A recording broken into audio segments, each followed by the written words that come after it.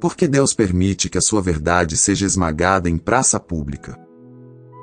Por que Ele deixa o seu testemunho ser humilhado, filmado, dissecado e transformado em meme, em festa, em presente trocado entre inimigos? Se Deus detém todo o poder do universo, por que as suas testemunhas caem no chão diante de quem as odeia? Isso é um lapso na soberania de Deus, ou é a estratégia mais profunda e assustadora do reino? A pergunta encosta na sua espinha agora. Por que você conhece esse medo? Você já sente o gosto metálico da ansiedade quando tenta ser fiel no seu trabalho, na sua casa, nas suas redes, e o mundo inteiro parece gritar que você é uma piada. Você assiste à celebração global quando uma liderança cai, quando a igreja é zombada. Você ouve o sussurro maldoso: acabou. O Deus deles não apareceu. E então, a Escritura arranca você da sua zona de conforto e te joga no meio de um furacão profético. João, exilado na ilha de Patmos, sente o peso de uma vara de madeira em suas mãos. Em Apocalipse capítulo 11, versículos 1 e 2, ele recebe uma ordem cortante: vá e meça o templo de Deus e o altar, e conte os adoradores que estiverem ali. Mas exclua o pátio exterior, não o meça, porque ele foi dado aos gentios. Eles pesarão a cidade santa durante 42 meses. Prenda a respiração e entenda isso. Deus mede o que é dele. Ele delimita quem lhe pertence. Mas, ao mesmo tempo, ele permite o esmagamento externo. Ele entrega o pátio para ser pisado. Se a sua mente teológica acha isso uma contradição, segure firme. Porque o reino de Deus não perde o controle quando parece perder terreno. O reino redige um enredo onde a queda em público se torna o palco perfeito para o último e indiscutível argumento de Deus. Você não vai apenas ouvir sobre isso. Você vai sentir isso acontecendo agora, na pele, no nervo, no suor frio. O chão treme. A perseguição avança sem pedir licença. O relógio profético dispara. No versículo 3 deste mesmo capítulo 11 de Apocalipse, a voz soberana determina: darei poder às minhas duas testemunhas, e elas profetizarão durante 1260 dias, vestidas de pano de saco. Sinta a aspereza do tecido. Pano de saco arranha a pele. Coça o pescoço. Pesa nos ombros. Não é roupa de palco com luzes neon. Não é figurino para agradar multidões. É o uniforme do luto, da urgência, do juízo. Essas testemunhas não pisam na cidade para entreter pessoas entediadas. Elas caminham para provocar dor na consciência morta. E o choque desestabiliza a teologia moderna. Deus não recruta testemunhas para viverem uma vida blindada e confortável. Ele incendeia testemunhas para manterem uma tocha queimando quando a tempestade inteira tenta apagar a luz. O coração delas bate acelerado. A boca seca sob o sol de uma cultura hostil. E, mesmo assim, a voz corta o ar. Elas avançam no meio de uma cidade que mastiga e cospe profetas. Passos firmes no asfalto quente. Olhos cravados na missão. Cada frase que pronunciam colide com o sistema. Estala, fere, acorda o ódio adormecido nas pessoas. E a multidão em volta não exige provas para odiar, a multidão apenas procura pretextos para justificar sua raiva. João registra o que vê no versículo 4. Estas são as duas oliveiras e os dois candelabros que permanecem diante do Senhor da terra. Oliveiras, candelabros, óleo constante, fogo inextinguível. Não se trata de palestrantes motivacionais. Trata-se de homens que queimam por dentro, alimentados por uma fonte que o mundo não consegue secar. Eles carregam a consciência esmagadora de permanecerem diante do Senhor, enquanto o planeta inteiro tenta arrastá-los diante do tribunal humano. Uma respiração funda rasga o peito. O pano de saco cola no suor das costas. Uma mão treme por um milissegundo de estresse humano, e logo se fecha, firme de novo. Testemunhar não é procurar briga. Testemunhar é a impossibilidade de negar o fogo que queima nos ossos. A cidade dispara rótulos como flechas. Intolerantes. Fanáticos. Atrasados. A narrativa ganha força. A multidão cerca. Mas a Escritura destrói a ideia de um crente fraco e passivo. Ela injeta uma autoridade letal na cena. Em Apocalipse 11, versículos 5 e 6, o texto explode em poder. Se alguém quiser causar-lhes dano, fogo sai da boca delas e devora os seus inimigos. Assim devem morrer todos os que quiserem causar-lhes dano. Elas têm poder para fechar o céu, para que não chova durante o período em que estiverem profetizando, e têm poder para transformar a água em sangue e ferir a terra com toda espécie de pragas, quantas vezes quiserem. A tensão esmaga o ambiente. Deus permite que o mundo as odeie, mas corta a mão de quem tenta silenciá-las um segundo antes do tempo determinado. Deus não age no desespero. Deus conta dias exatos. 1260 dias marcados no versículo 3. Uma missão milimetricamente sustentada sob fogo cruzado. Quando a voz de João descreve fogo devorador e céu trancado a 7 chaves, o seu espírito escuta ecos antigos saltando da Bíblia. Deus tem o hábito de assinar a história com a mesma caneta. O cenário muda subitamente para séculos atrás. A mesma guerra, o mesmo padrão. O cheiro de poeira sufoca. A terra racha sob a sola da sandália. Um homem solitário marcha contra o homem mais poderoso de sua nação. O rei tem exércitos, generais e palácios. O profeta só tem uma palavra entalada na garganta seca. 1 Reis, capítulo 17, versículo 1. Elias, o tesbita, de Tisbe de Gileade, disse a Acabe: Juro pelo nome do Senhor, o Deus de Israel, a quem sirvo, que não cairá orvalho nem chuva nos próximos anos, exceto mediante a minha palavra. Elias não engrossa a voz para parecer valente. Ele fala porque o Espírito o impulsiona. Quando ele diz a quem sirvo, ele crava uma bandeira invisível no chão do palácio. Ele avisa: eu não piso aqui sozinho. O rosto de Acabe se contorce em ódio e deboche. O rei controla as espadas. Mas ele não possui as chaves das nuvens. Elias vira as costas. Seus passos soam rústicos no mármore polido do palácio. Parece a cena de um louco. Só que o céu obedece. O céu se fecha como uma porta de ferro. E a guerra espiritual se converte em fome física. O próprio Elias foge para o riacho de Querite. A sede aperta. O estômago ronca. Lá no versículo 4 de 1 Reis 17, Deus avisa: você beberá do riacho, e eu ordenei aos corvos que o alimentem lá. Corvos. Aves impuras trazendo carne ensanguentada e pão sujo. Deus humilha o orgulho do profeta para ensiná-lo que a testemunha sobrevive da provisão impossível, não do conforto. Elias mastiga a carne crua. Ele engole a água barrenta do riacho que diminui a cada manhã, até que a última gota evapora no versículo 7. Deus não pede desculpas pelo riacho seco. Deus aponta para um novo forno de provação. Versículo 9. Vá imediatamente para Sarepta de Sidom e fique por lá. Eu ordenei a uma viúva daquele lugar que lhe forneça alimento. Elias caminha quilômetros sob um sol que derrete a sanidade. Ele encontra a mulher catando gravetos. O som da madeira seca quebrando nas mãos dela é o som do desespero final. Ela levanta o rosto encovado. No versículo 12, ela dispara sua dor no rosto do profeta. Juro pelo nome do Senhor, o seu Deus, que não tenho nenhum pedaço de pão. Só tenho um punhado de farinha num jarro e um pouco de azeite numa botija. Estou colhendo uns 2 gravetos para levar para casa e preparar uma refeição para mim e para meu filho, para que comamos e depois morramos. A palavra morramos cai como uma bigorna. A morte já montou acampamento na cozinha dela. Elias encara os olhos sem esperança daquela mãe. Ele sabe o peso do que precisa pedir. Versículo 13. Não tenha medo. Vá para casa e faça o que você disse. Mas primeiro faça um pequeno bolo com o que você tem e traga para mim, e depois faça algo para você e para o seu filho.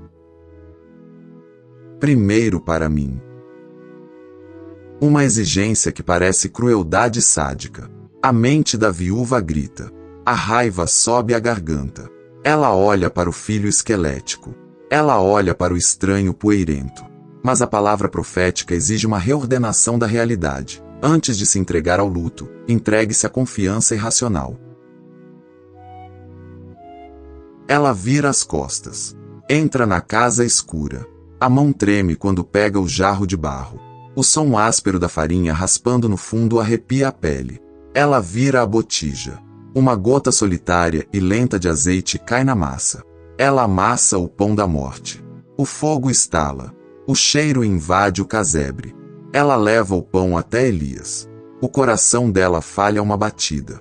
Mas quando ela volta ao jarro no dia seguinte, o dedo encontra pó de farinha novamente. Ela vira a botija. O azeite escorre de novo. Sem espetáculo. Sem trombetas. Apenas o som contínuo do milagre oculto. Versículo 16 crava a vitória. A farinha do jarro não se acabou e o azeite da botija não secou, conforme a palavra do Senhor anunciada por Elias. A testemunha é sustentada. Mas o abismo exige o palco novamente. O filho da viúva adoece. A respiração do garoto engasga, o peito para de subir e descer. Morte súbita. Morte que humilha a fé. A viúva explode em agonia no verso 18. Você veio para me lembrar do meu pecado e matar o meu filho? A dor dela arranca a pele da alma. Elias toma o cadáver nos braços. O peso morto de uma criança esfriando quebra os braços do profeta. Ele sobe para o quarto. Ele tranca a porta. Ele grita contra o absurdo. Ele se joga sobre o corpo. 1, 2, 3 vezes.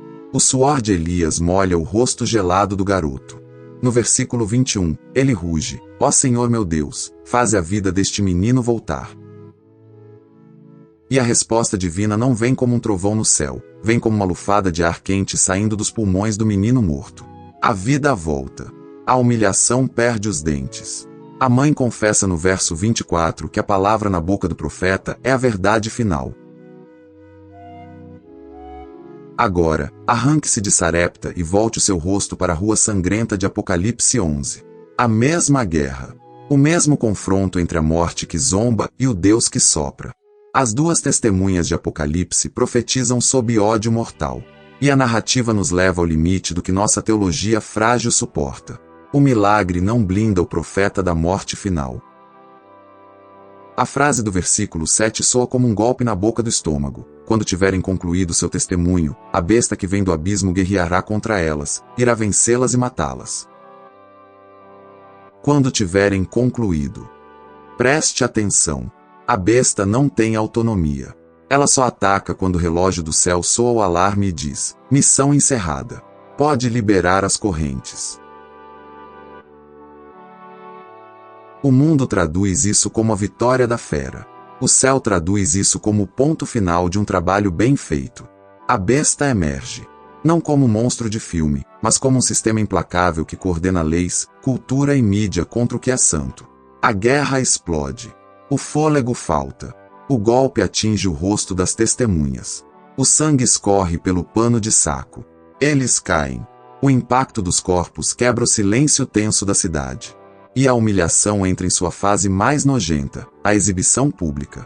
Apocalipse 11, versículo 8 escancara a cena. Seus corpos ficarão expostos na rua da grande cidade, que é chamada simbolicamente Sodoma e Egito, onde também o seu Senhor foi crucificado. Simbolicamente Sodoma, a capital do orgulho e da perversão sem freios. Egito, a máquina moedora que escraviza almas. E o lugar onde o Senhor foi crucificado, o centro religioso que se torna assassino de Deus. O sistema é um só. O ódio é o mesmo em cada milênio. O sangue coagula no asfalto quente. O versículo 9 relata o absurdo social. Por 3 dias e meio, homens de todos os povos, tribos, línguas e nações contemplarão os seus corpos e não permitirão que sejam sepultados. Negar sepultamento é o requinte da crueldade. É arrancar a última gota de dignidade humana. É manter a carcaça do inimigo como um troféu na praça. As pessoas passam, filmam, riem, cospem. Uma curiosidade mórbida apodrece a sociedade.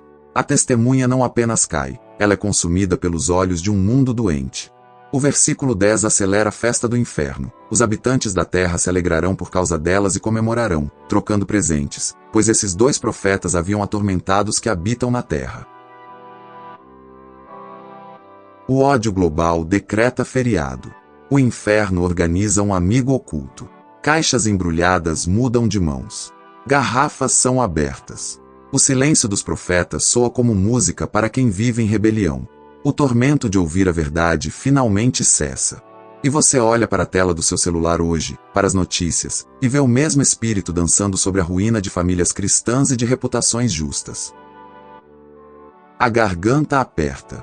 Você quer gritar: Deus, onde o Senhor está? É assim que a fidelidade é recompensada? Deixada para apodrecer na rua? Deus suporta sua pergunta, porque Ele prepara a resposta que rasga as cortinas do universo. E essa resposta exige que você olhe além dos profetas. Exige que você olhe para a cruz. As testemunhas caem na cidade onde seu Senhor foi crucificado. A maior humilhação pública da história acontece no Gólgota. Antes que a igreja sofra, o cabeça da igreja entra na moenda.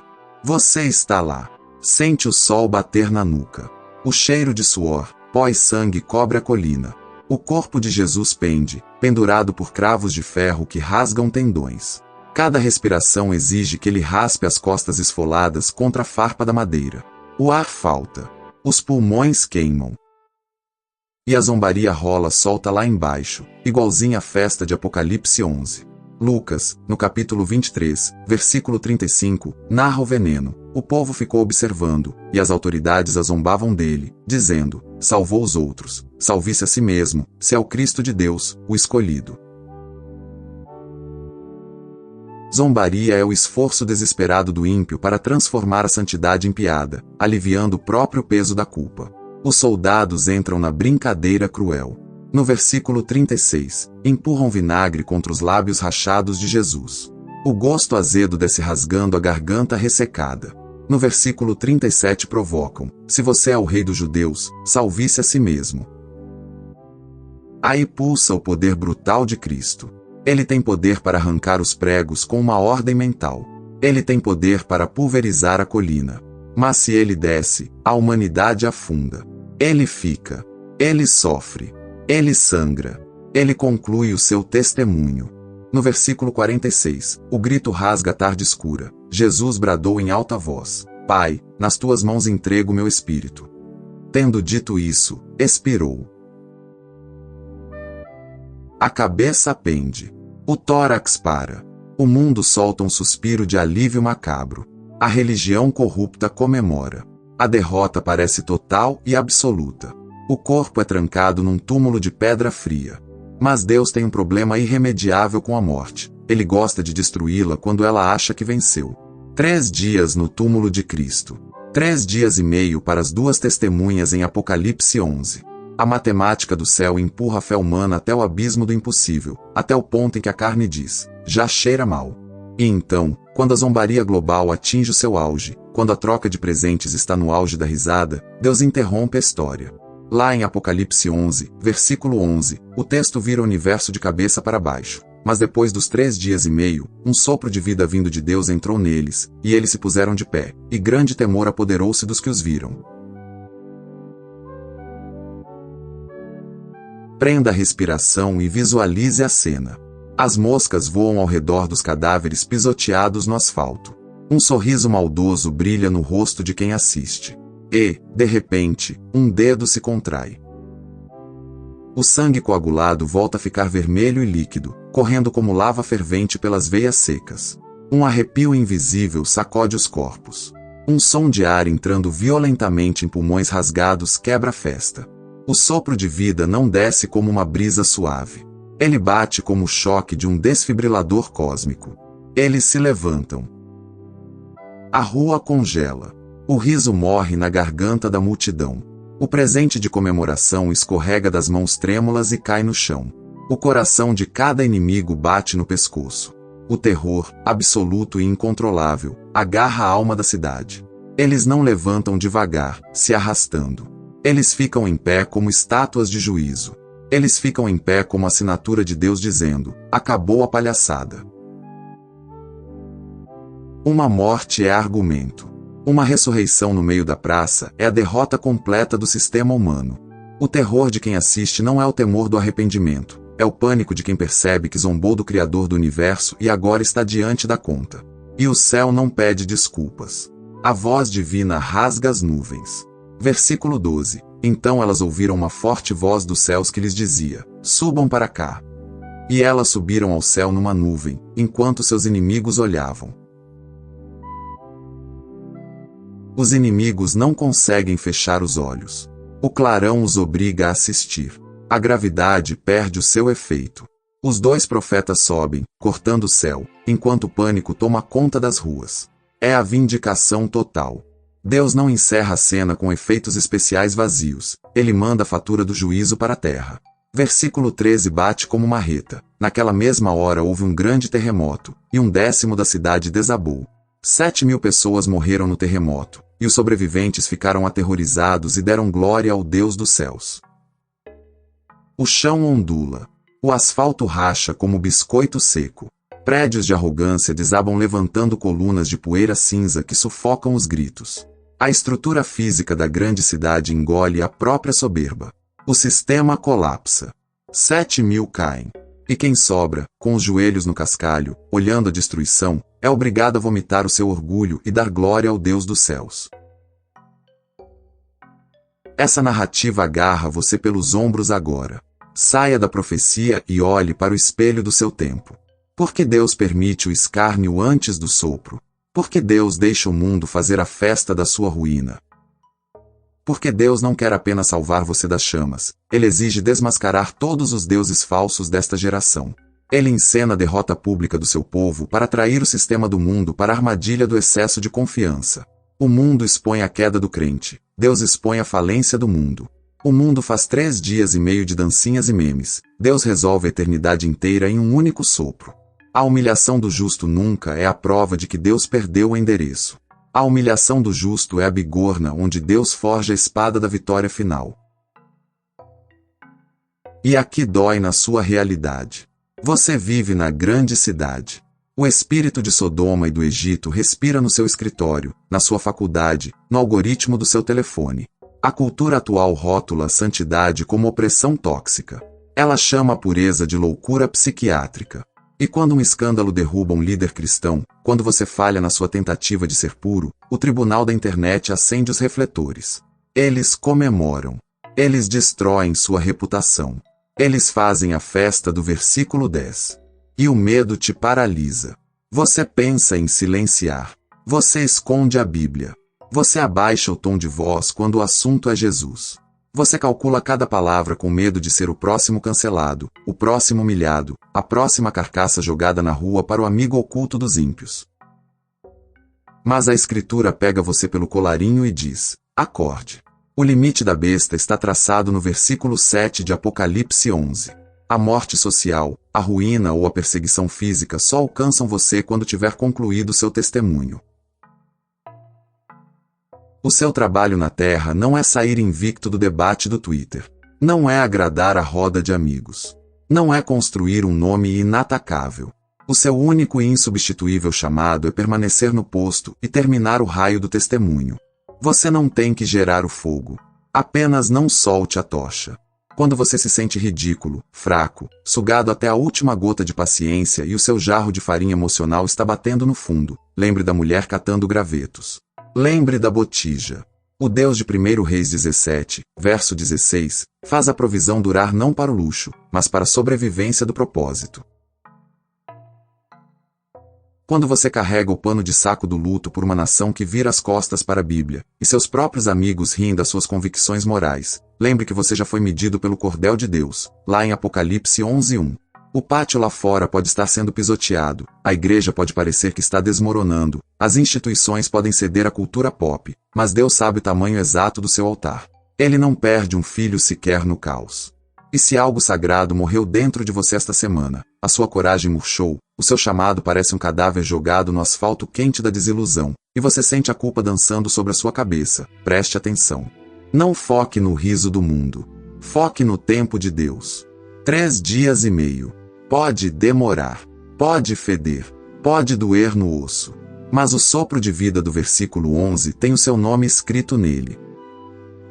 O veredito espiritual desce sobre a sua casa agora. O mundo pode ter o palco, o microfone, as leis e o deboche. Mas Deus retém o fôlego da ressurreição. A besta sobe do abismo, mas a igreja sobe nas nuvens. A humilhação é temporária. A vindicação é eterna. Você não testemunha Cristo tentando se provar melhor do que os outros. Você não defende a fé para arrancar aplausos de um auditório moral. Você testemunha porque carrega um fogo que queima de dentro para fora. Você testemunha porque já foi comprado pelo sangue do Cordeiro que desceu da cruz, esmagou a cabeça da serpente e está sentado no trono do universo. O tempo de recuar acabou. O momento de abaixar a cabeça e pedir desculpas por crer na Bíblia encerrou. Curve sua cabeça onde você está agora. Aperte as mãos. Respire fundo e faça essa oração comigo, rasgando seu medo diante de Deus. Senhor Deus, Todo-Poderoso, eu trago diante de ti o meu medo covarde de ser ridicularizado. Eu exponho o meu pavor do cancelamento, a minha ansiedade quando o mundo me cerca e zomba do que eu creio. Eu confesso que já tentei esconder o pano de saco para caber na festa da cidade. Mas eu agarro a verdade brutal da tua palavra. Como está escrito em Apocalipse 11, versículo 7, eu te peço, dá-me o poder de não recuar até que eu tenha concluído meu testemunho. Quando a minha farinha acabar e os meus recursos se esgotarem, lembra-te da promessa de 1 Reis 17, versículo 16, e sustenta minha casa contra toda a lógica da morte. Senhor, se eu cair, se o meu testemunho parece destruído em praça pública, e o inferno comemora minha queda, eu invoco sobre a minha alma Apocalipse capítulo 11, versículo 11. Sopra o teu sopro de vida sobre mim agora. Devolve o ar aos meus pulmões espirituais. Põe-me de pé. Levanta-me diante dos meus inimigos não para minha glória, mas para o terror dos que duvidam do teu poder. Eu não pertenço ao sistema do abismo. Eu não sou cidadão da Sodoma e do Egito espiritual. Eu fui comprado por Cristo. A minha vida está escondida nele. E nenhum homem, nenhum sistema, nenhum demônio silenciará a voz que o Senhor plantou no meu peito. Eu oro e me levanto em nome de Jesus Cristo, o Rei vencedor. Amém. Preste muita atenção agora. Se o seu coração voltou a bater no ritmo do reino, e você recusa se acovardar diante do ódio do mundo, escreva nos comentários aqui embaixo com letras maiúsculas. Eu vou concluir o meu testemunho. Faça disso o seu decreto público. Compartilhe este vídeo no grupo da sua igreja, na sua família e, principalmente, com aquele amigo ou líder que está sendo massacrado pelo cansaço e humilhação.